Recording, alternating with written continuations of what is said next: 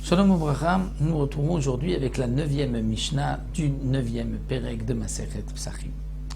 La Mishnah nous parle de Chabura She'avat Pisra, un groupe, une Chabura. Le groupe s'est associé pour acheter un sacrifice de Korban Pessah et il a été perdu, il s'est perdu. Nous sommes à la recherche du mouton, on ne le trouve pas. Le temps passe, que va-t-on faire? Ve'amra le'echad, le groupe a dit à une personne, Tse ou bakesh ou shrot aleinu, on te demande d'aller chercher le korban qui a été perdu et égorge-le pour nous. Et quand tu le retrouves, tu sais que c'est notre korban, voici nous avons tel et tel signe de reconnaissance, tu le trouves, tu l'égorges, c'est-à-dire tu l'amènes au Beth Amikdash, tu l'égorges pour nous. Ve'alach, il a été, ou matza, et il a trouvé la bête, ve'shachat, et il a égorgé. Seulement, entre-temps, les autres, le groupe qui ont vu que leur tourne, se sont dit on ne va pas rester sans Korban Pessah. Ils ont acheté un autre sacrifice, une autre bête, et ils l'ont sacrifié comme Korban Pessah. Ve'em lakru ve'shachatu. Donc on se retrouve avec deux bêtes qui ont été égorgées pour les mêmes personnes. Alors la Mishnah nous dit Im shelo nishrat rishon, si la bête de celui qui a été la chercher, c'est-à-dire si le sacrifice Korban Pessah qui avait été perdu avait été sacrifié en premier, c'est-à-dire lorsqu'il revient, il les voit juste au moment où il sacrifie, il dit dommage, vous venez de terminer, mais moi ça fait une demi-heure que j'avais trouvé et que je l'ai déjà sacrifié. Donc on sait que c'est sa bête qui a été sacrifiée en premier. Donc ou Ochel Michelo, lui il va manger de ce sacrifice, puisqu'il l'a sacrifié pour les autres, mais pour lui aussi. Et eux vont manger aussi de ce sacrifice que lui a sacrifié, étant donné que c'était le premier. On ne peut pas avoir deux sacrifices de Korban Pessah. Donc le premier est le bon, et le deuxième devra être brûlé. Si on sait que c'est le deuxième, donc ce que le groupe a choisi à racheter un autre Korban et à sacrifier en premier, les eux ont sacrifié, et une heure après, il revient avec le sacrifice, il dit voilà, je viens là de l'égorger pour vous. Puis ils disent nous on avait déjà égorgé il y a plus d'une heure. Donc on sait que le premier c'est celui du groupe. Alors eux pourront manger du korban qu'ils ont acheté, mais lui ne mangera pas de leur korban parce que lui ne s'est pas associé avec eux. Et lui mangera de son korban à lui, puisque même si les autres ne peuvent pas s'associer parce qu'ils ont eu un autre korban, mais lui c'est son korban, donc il mangera de son korban. Mais si on ne sait pas quel est le sacrifice qui a été sacrifié en premier, là on a un problème.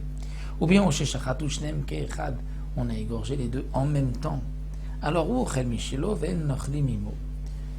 lui mangera de son korban, puisque lui ne s'est pas associé avec eux. Et eux ne pourront pas manger avec lui, parce que peut-être leur sacrifice a été sacrifié en premier. Alors, Veshelaim et Tselbet Asrefa, le deuxième sacrifice, le leur, ce qu'ils ont pris, lui, sera brûlé.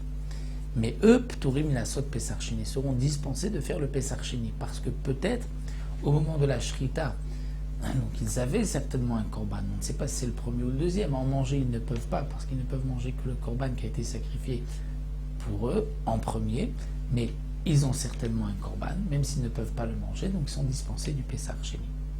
Ça, c'est dans le cas où donc le shliach, celui qui a été chercher la bête, ne leur avait pas demandé à eux de l'associer dans leur korban au cas où ils prendraient un deuxième korban. Et donc lui, le shliach est de toutes les manières, on va dire, tranquille, il a son korban, la question c'est les autres, est-ce que c'est le korban qui a été retrouvé ou le deuxième korban qu'ils ont eux sacrifié. Mais dans le cas, poursuit la Mishnah, Amarlem, il leur dit, Imecharti, si vous voyez que je tarde, alors achetez un autre korban et égorgez aussi pour moi. Donc lui il est parti, il a trouvé, il a égorgé. Et eux, l'a trouvé shachatu, acheté un autre korban, et ils l'ont égorgé. Alors là on dira la même chose, si c'est leur korban, le deuxième qui a été sacrifié en premier, alors eux mangeront de leur korban, et lui le shliach pour eux, lui aussi manger de ce korban, parce que lui leur avait dit, si je tarde, vous m'associez à un autre korban. Vim shelo nishrat rishon, si c'est lui, celui qui, donc le shliach qui a retrouvé le korban et qui l'a égorgé en premier, alors ou ochel mishelo, lui mangera de ce sacrifice, vim ochel mishelahem, et eux mangeront de l'autre sacrifice, puisque ils ont été prendre un autre korban, c'est-à-dire ils se sont d'une certaine manière détachés. Eux ne lui ont pas dit va et égorge pour nous comme dans le premier cas. Eux ont dit va chercher. Et lui a dit si toutefois je tarde, égorgez pour moi. Donc dans le premier cas, eux leur avaient dit va égorger pour nous, mais lui n'avait rien dit. Dans le deuxième cas, eux n'ont rien dit, mais lui leur a demandé égorger pour moi. Donc si c'est le korban qui a été retrouvé et qui a été égorgé en premier, le shliach pourra manger de ce korban, mais eux ne pourront pas en manger parce qu'ils ne lui avaient pas demandé d'égorger pour lui. Donc eux auront le deuxième korban. Si on ne sait pas quel est le sacrifice qui a été égorgé en premier, ou les deux étaient sacrifiés en même temps, alors eux vont manger de leur korban puisqu'ils ne lui avaient pas demandé de les associer. Mais lui ne mangera pas puisque lui, il ne sait pas si c'est le premier ou le deuxième qui a été sacrifié en premier.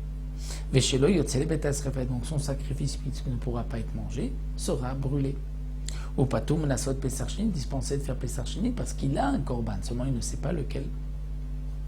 Maintenant le troisième cas, amar lahem v'amroulo. Lui leur a dit, eux lui ont dit, c'est-à-dire eux lui ont dit, va chercher le korban, si tu le trouves, égorge-le pour nous. Et lui leur a dit, mais si toutefois vous voyez que je tarde, alors égorgez pour moi un korban.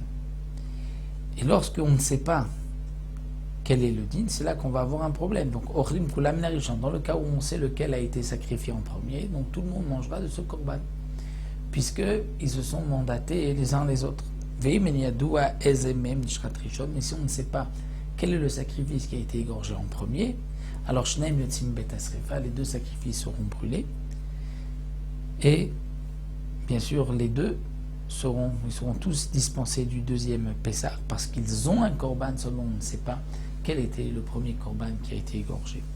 Lo amar lahem velo amrulo enachem zela, c'est dans le cas où ni lui leur a dit, ni eux lui ont dit va chercher notre korban. Ils n'ont pas dit que si tu le trouves, tu l'égorges. Lui n'a pas dit si je tarde d'égorger pour moi.